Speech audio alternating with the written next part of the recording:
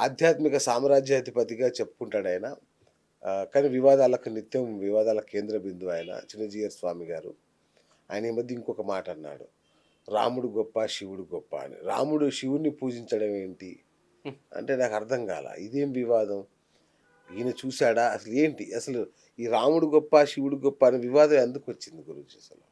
ఈ వివాదాలనేయి పూర్వకాలం నుంచే ఉన్నాయండి. ఓకే. మనం ఇందాక చెప్పుకున్నట్టుగా ఎవరెవరి గ్రహగతులు బట్టి శైవం, వైష్ణవం, శాక్తేయం ఫాలో అవుతా ఉంటారు. అవును. అయితే ఒక కాలంలో ఏం జరిగిందంటే వీరు శైవులు, వైష్ణవులు కొట్టుకున్నారు. పరస్పరం అమ్మో! విభేదించుకున్నారు. అది చంపుకున్నారు. చంపుకున్నది మన హిందూ మతంలోనే కాదు మిగతా మతంలో కూడా జరిగినాయి. అవును. ముస్లిమ్స్‌లో కూడా షియాలు, సున్నీలకి అవును. పడదు. అవును. అట్లాగే క్రిస్టియానిటీ కూడా జీసస్ క్రీస్తుకున్న 12 మంది శిష్యులు 12 రకాల మార్గాలు తీసుకున్నారు. హ్మ్. క్యాథలిక్‌లు, రామన్ క్యాథలిక్‌లు, ప్రొటెస్టెంట్లు అట్లా. అవును. అవును. వాళ్ళు కూడా విభేదించుకొని యుద్ధాలు చేశారు. అవును. అట్లా మన హిందూ సమాజం, హిందూ దేశం వచ్చేసరికి ఏం జరిగిందంటే శైవం, వైష్ణవం, శాక్తేయం ఇలా ఫాలో అవుతున్నారు. అందులో అన్నిట్లోనే అతున్నట్టే దీనిలో కూడా అతి హ్మ్. చేసేవాళ్ళు ఉంటారు గనక వీరశైవం, వీర వైష్ణవం, వీర అచ్చా! శాక్తేయాలు కూడా వచ్చినాయి. ఆ! చాలామంది వీరశైవులేమో ఈ త్రిశూలాలు గుచ్చుకోవటం, వాటి మీద పడుకోవటం, అవునవును. కంఠంలో గుచ్చుకోవటం అటువంటివి చేశారు. ఆ! వీర వైష్ణవులేమో భుజాల మీద శంకు చక్రాలు కాల్చి ముద్రలు వేసుకున్నారు. ఆ! అటువంటి చాలా పోకడలు జరిగినాయి. ఓకే. అట్లాగే ఈ శాక్తేయంలో అమ్మవారికేమో బలులు అర్పించారు. ఈ ఓకే. మూడిట్లో చెప్పిందేంటంటే అభిషేక ప్రియో శివః, అలంకార ప్రియో విష్ణుః, ఆహార ప్రియో మాతుః. హ్మ్. శివుడికి అభిషేకం చేయాలి. ఆ విష్ణువు అలంకారం చేసుకుంటాడు. అమ్మవారికి నైవేద్యాలు పెట్టాలి. ఓకే. ఇది ఒక ఆచారం. అవును. ఈ 3 మనం నిత్యం చేసేవే.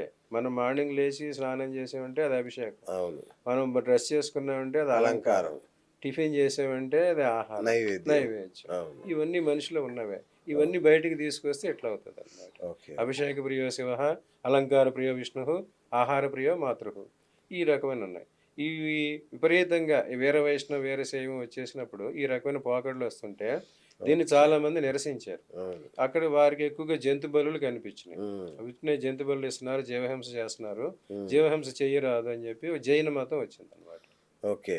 మహావీర్ జైన్ జైన మతాన్ని స్థాపించారు. ఓకే. అప్పుడు దీన్ని నిరసించి కొంతమంది దానిలోకెళ్లారు. సాత్విక ఆహారం హ్మ్. అది ఎక్కువగా గుజరాత్ అయ్యారే సేట్లు, అవును. మార్వాడీలు అటువంటి ఫాలో అయ్యారు. అవును.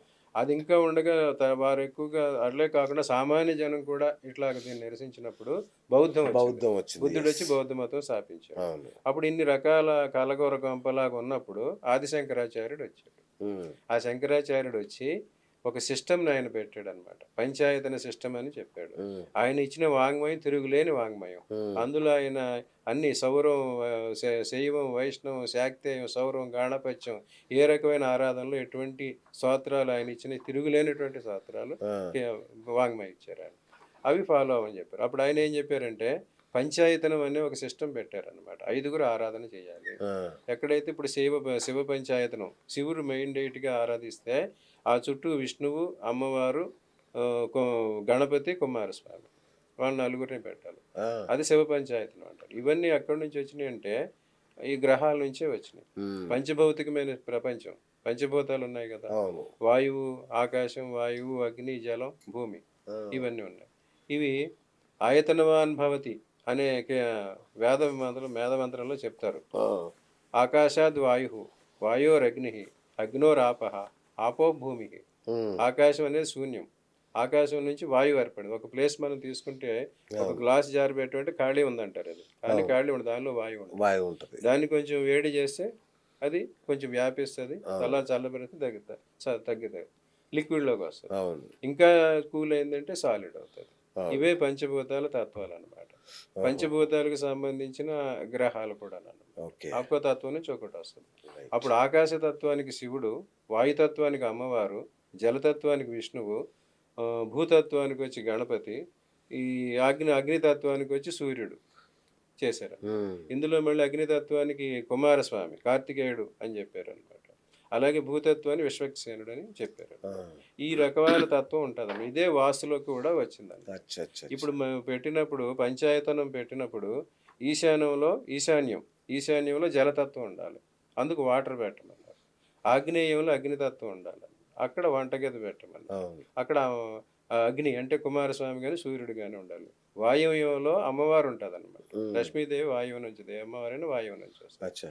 ఇంకా నైరుతిలో భూతత్వం అంటే బరువు స్థిరం ఉండాలన్నమాట. ఓకే. అందుకు భూతత్వానికి కారకుడు శివ పంచాయతనం చేసినప్పుడు మధ్యలో శివుడు ఉంటే విష్ణువు జలస్వరూపం అన్నమాట. హరిపాదాలు పుట్టావంటే గంగమ్మ అంటే అవును.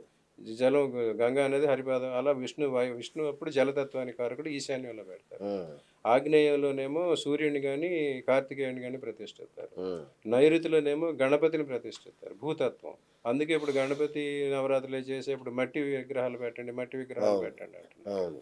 ఇంకా వాయువులు వచ్చేసరికి అమ్మవారు. అచ్చా, అచ్చా. భూతత్వం కాబట్టి ఇవి శైపంచం.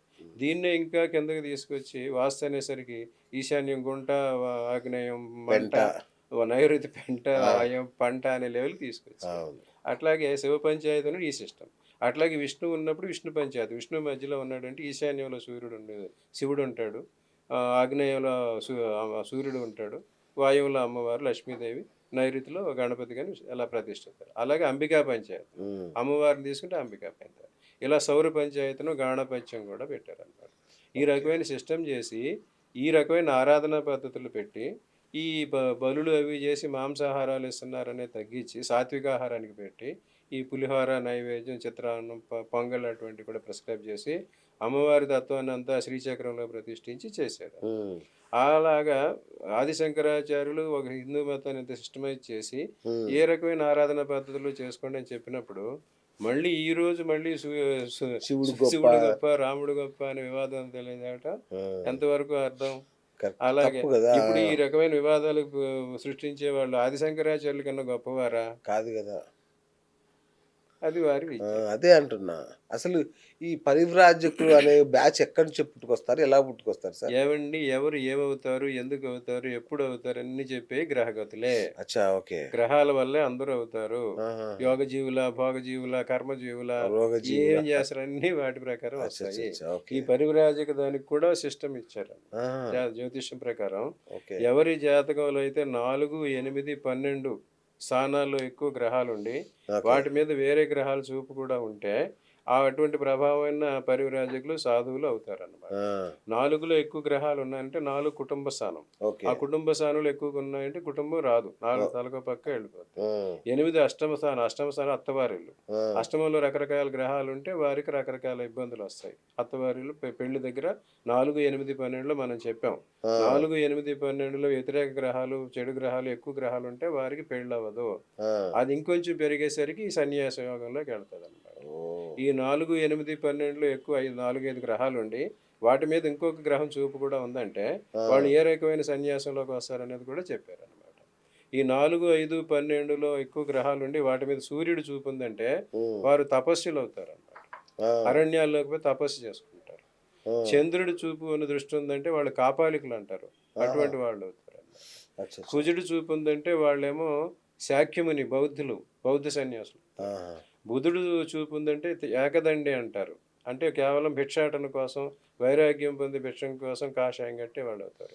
ఇంకా 3 త్రిదండి, ఎవరు గురువు చూపు ఉందని వారు త్రిదండులు అవుతారు అన్నమాట. అచ్చా. ఆ త్రిదండులు, ఆ పరివాజక యోగం, పీఠాధిపత్యం అటువంటి వారికి వస్తుంది. శుక్రుడు ఉన్నాడంటే చార్వాకులు అంటారు. అసలు ఈ దేవుడే లేడు, మతం లేదు అనే విధులు రెట్ట మతానికి వస్తారు అన్నమాట, ఓకే. చార్వాక సిద్ధాంతం. ఇంక శని ఉన్నాడంటే, శని రాహువులు ఇటువంటి వాళ్ళు చూపుందంటే వారు అఘోరీలు, నాగా సాధువులు ఇటువంటి వాళ్ళు అవుతారు. ఉహు. అలా ఈ రకమైన పరిస్థితి ఉన్నవారు అసలు యాక్చువల్గా బయటకు రారు. బా. ఏ రకమైన సిస్టమ్ వారికి ఇచ్చారో అందులోనే ఉండిపోతారు. ఆ. దాని నుంచి బయటకు వచ్చి ఈ రకంగా మాట్లాడటం అనేది